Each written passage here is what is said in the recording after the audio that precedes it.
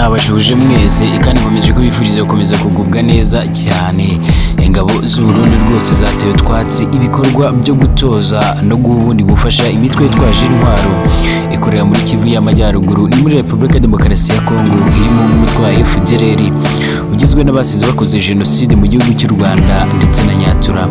Zivuga ko n'ubundi ziri gushyira mu bikorwa ibikubiye mu butumwa zahawe bwo kugura amahoro n'umutekano burasirazuba bwa Repubulika Demokarasi ya Kongo. Reka nongere mwifuriza ibihe byiza aho rero bose bice bigiye bitandukanye, mwifuriza amahoro y'Imana cyane ubana nanjye umunsi ku munsi, waba uri mu Rwanda cyangwa se hakuriye by'u Rwanda, mwifurije kugubwa neza cyane.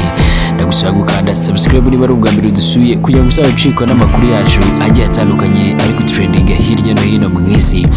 Njye nitwe Mirekana Mugire nk'ibisanzwe, akazi kanjye ni kamwe ni ukukugezaho byinshi bitandukanye biba biri gutrendinga hirya no hino mu isi nk'ibisanzwe. Perezida Evariste Ndayishimiye uyobora igihugu cy'u Burundi ubu niwe umuyobozi mukuru wa Afurika y'Iburasirazuba, East African Community. By'umwihariko iyi East African Community ifite ingabo zigiye zitandukanye n'ubundi ziri muri Repubulika Demokarasi ya Kongo.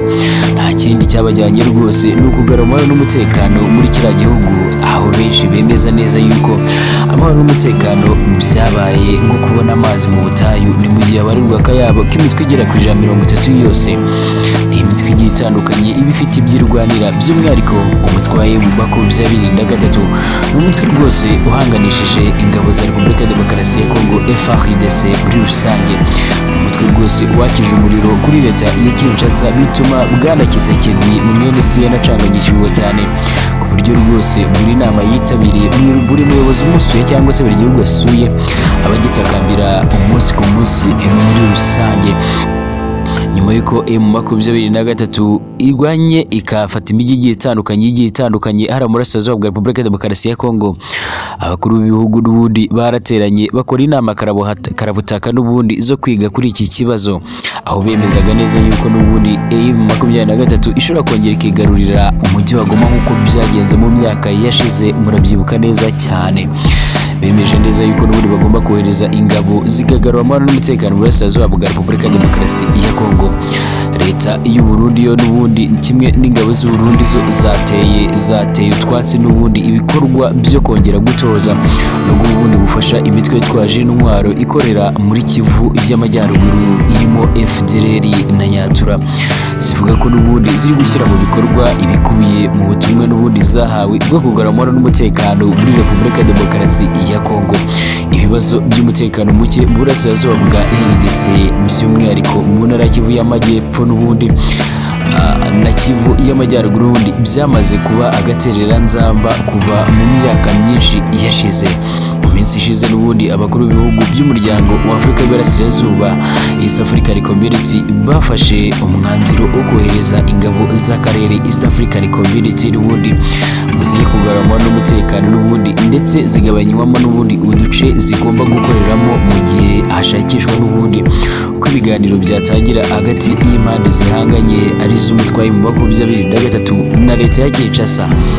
Batayo ebyiri n'ubundi z'ingabo z'u Burundi nizo n'ubundi ku ikubitiro zageze muri Kivu y'Amajyepfo n'ubundi hari ku itariki ya 15 murabyibuka Kanama umwaka wa 2022 zigiye guhangana n'imitwe yitwaje intwaro n'ubundi, naho batayo ya gatatu yo yageze muri Kivu y'Amajyaruguru byari hagati ya tariki 5 na 16 Werurwe umwaka wa 2023. Ku itariki ya 10 Gicurasi murabyibuka neza cyane hari mu mwaka wa 2023 Perezida Antoine Kisekedi Kirombo akaba mwene Etienne ukomejwe kujijwa n'umutwe wa M23 ubwo yari ari n'ubundi Igorobone muri Botswana. Yumvikanye yikoma ingabo za East African Community avuga ko n'ubundi izikomeza kuba ku butaka bw'iki gihugu cyo n'ubundi ngo ntizirwanye M23 muri Kanama 2023 zizahambirizwa zigazinga utwangushye zikava n'ubundi muri Repubulika Demokarasi ya Kongo zigasubira mu bihugu zaturutsemo. Yavuze ko n'ubundi bagiye gusuzuma ibijyanye n'impamvu zatumye ingabo za East African Community zijya muri Repubulika Demokarasi ya Kongo, kuko n'ubundi basanga bitubahirizwa, kuko n'ubundi ngo mu bice bimwe usanga izi ngabo za East African Community zifasha M23 aho kuyirwanya. aha n'ubundi Bwana Tshisekedi yavuze ko icyemezo cyo kwirukana ingabo za East African Community kitareba ingabo z'u Burundi ziri muri ubu butumwa n'ubundi abasesenguzi bakemeza ko n'ubundi ari uko izo zikora ibyo leta ya RDC ishaka aho gukora ibyanditswe n'ubundi mu butumwa bwazijyanye muri rusange. Umwe mu basesenguzi mu bya politiki yagize ati abaje muri Kivu y'Amajyaruguru n'ubundi bari muri teritwari ya Masisi kuva ahitwa Ikaruba n'ubundi kugenda ukagera Imweso nabo uyu munsi n'ubundi ibirwi bafite n'ubundi no gutoza FDLR Nyatura no kubaha intwaro no gukorana nabo n'ubundi. Niyo mpamvu Perezida Antoine Tshisekedi n'ubundi yavugiye muri Botswana ngo ntabwo ibyo mvuga n'ubundi bireba ingabo z'u Burundi, nyamara izo ngabo z'u Burundi n'ubundi ziri mu ngabo n'ubundi z'umuryango wa Afurika y'Iburasirazuba. Umuvugizi w'ingabo z'u Burundi Colonel n'ubundi Biyereke Floribert n'ubundi yatangaje ko iby'ingabo z'u Burundi zikorera n'ubundi muri Kivu y'Amajyaruguru bikubiye mu nshingano zahawe kandi bikurikije amategeko.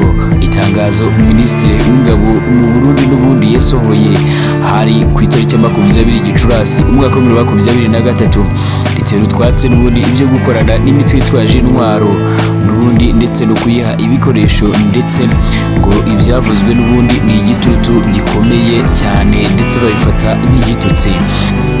Iri tangazo rigira riti n'ubundi nubwo abasirikare b'Abarundi bashyira imbaraga n'ubundi zidasanzwe mu kugarura amahoro n'umutekano muri Repubulika Demokarasi ya Kongo, birababaje n'ubundi kumva abantu bamwe bagamije n'ubundi kuyobya abantu bifatira n'ubundi ku gahanga ingabo z'u Burundi zikorera muri Kivu y'Amajyaruguru bazishinza ibintu bidafatika ishingiro n'ubundi bitanafite ishingiro, bakavuga ko n'ubundi izo ngabo zicuditse n'ubundi n'imitwe yitwaje intwaro ko ziyitoza kurwana zikayiha n'intwaro muri rusange.